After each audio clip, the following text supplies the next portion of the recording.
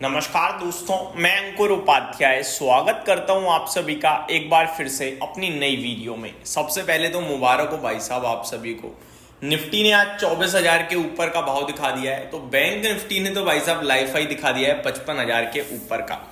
अभी bank Nifty 0.2% ऊपर trade कर रहा है, करीब 1000 पॉइंट्स की तेजी है 55,244 पे, और निफ्टी 24,000 के ऊपर ट्रेड कर रहा है। ब्रॉडर पिक्चर की बात करें तो वो भी अच्छी है, लाइक मिड कैप इंडेक्स 1.5% ऊपर है, तो स्मॉल कैप में 1% की तेजी है।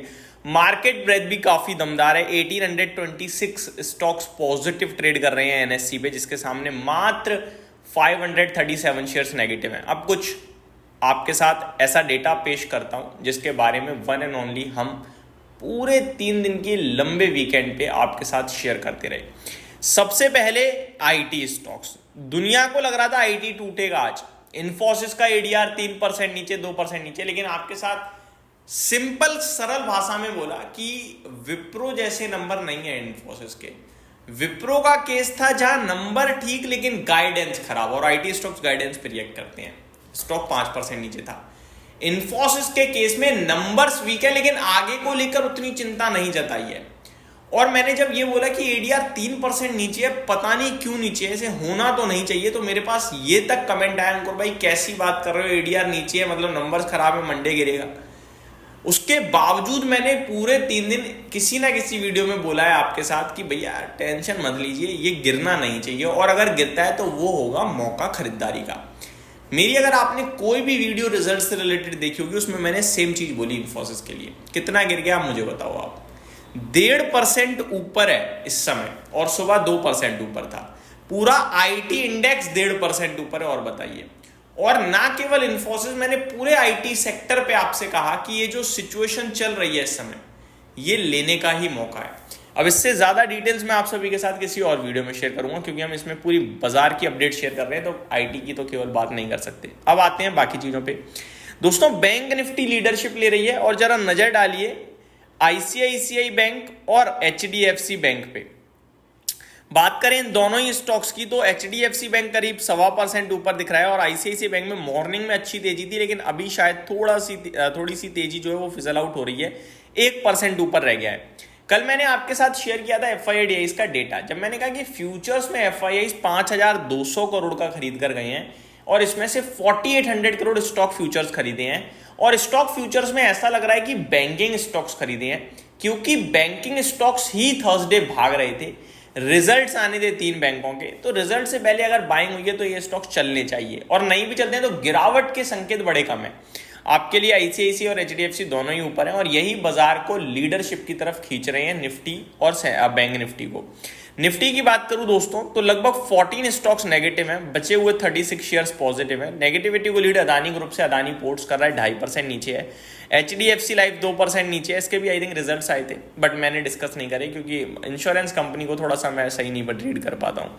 आईटीसी 1% नीचे है। हिंदुस्तान यूनिलीवर में भी करीब 1% की गिरावट है। भारतीय एयरटेल नेस्ले में हल्की हल्की गिरावट। टेक महिंद्रा, इंडसइंड बैंक बाजार की तेजी को लीड कर रहे हैं, followed by SBI, axis. SBI 3% ऊपर है भाई साहब, 821 हो गया। तो ये कुछ बड़े स्टॉक जिनकी अपडेट शेयर करनी थी। अब आते हैं निफ्टी पे। आगे क्या, 24,000 के ऊपर ट्रेड कर रहे हो आप। मंथली एक्सपायरी है अब थर्सडे को, और जितने शॉर्टर्स हैं ट्रैप हैं, तो सिंपल है यार, जो डिप आएगी वो बाइंग के रूप में यूज हो जाएगी। थर्सडे तक तो यही सिनेरियो दिख रहा है, जब तक कोई बड़ी नेगेटिव न्यूज नहीं आ जाती, गिरावट के संकेत कम है। और अगर आज 24,000 के ऊपर बंद हुए तो 23,800 बड़ा सपोर्ट हो जाएगा। तेजी में मेरे को लगता है 24,200 तक हम जा सकते हैं, यही मैंने आपसे कहा था। और एक और चीज कहना चाहूंगा, मुझे याद आ रहा है जब 21,700 निफ्टी लगा रहा था सेम डे, मैंने आपसे कहा था कि भाई साहब मत बेचना, और मंदी वाले 19,000 की बात कर रहे थे। कुछ नहीं रखा मंदी में, 24,000 हो गया, कुछ नहीं रखा। अब 21,800 दोबारा आएगा नहीं आएगा नहीं पता है, लेकिन इतना पता है ऊपर का सब भाव आ जाएगा। तो इन्वेस्टर केवल गिरावट में लेने के मौके तलाशे, तभी पैसा बन पाएगा। अब जो उस समय निकल गए ना, ले नहीं पाएंगे, यही सोचेंगे यार बहुत बढ़ गया, बहुत बढ़ गया, बहुत बढ़ गया। और दोबारा गिरा अगर, तो दोबारा मौका मिलेगा आपको, डरना मत, इतना ही कहना चाहूंगा। अब आते हैं दोस्तों और चीजों पे। US vice president JD Vance Bharat पे आ चुके हैं, भारत दौरे के लिए आ चुके हैं। 24 तारीख तक उनका भारत दौरा चलेगा और ट्रेड को लेकर भी कुछ बातचीतें होनी है। जो भी होगा मैं आपके साथ टाइमली डिस्कस करूंगा। कमेंट आते हुए दिख रहे हैं चाइना और यूएस दोनों की तरफ से, मैं एक एक करके बताता हूं। यूएस ने कहा है कि हम चाइना के साथ ट्रेड को लेकर बातचीत कर रहे हैं और ये पॉजिटिव था, लेकिन ये यूएस ने अकेले कह दिया और चाइना कह रहा है कि जितने भी देश यूएस के साथ बात कर रहे हैं ट्रेड को लेकर, जितने भी, वो चाइना के हितों को ध्यान में रखकर ही करें।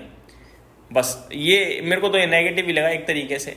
तो चाइना अब जब तक कुछ बड़ा पॉजिटिव नहीं बोलेगा ना, तब तक मजा नहीं आएगा, क्योंकि यूएस तो एक तरीके से आप कह रहे हो कि अब यूएस मार्केट, जो यूएस है ना, उसको मार्केट इग्नोर अवॉइड करेगा, पॉजिटिव चीजों को, नेगेटिव पे रिएक्ट कर जाएगा।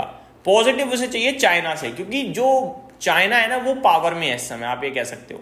तो जो पावर में वो कुछ रिलीफ देगा तो तेजी बनेगी। तो यहां चाइना को हम थोड़ी इंपॉर्टेंस ज्यादा देंगे। यहीं समाप्त करते हैं दोस्तों इस वीडियो को। बाकी स्टॉक स्पेसिफिक और चीजों को डिस्कस करूंगा मैं आप सभी के साथ।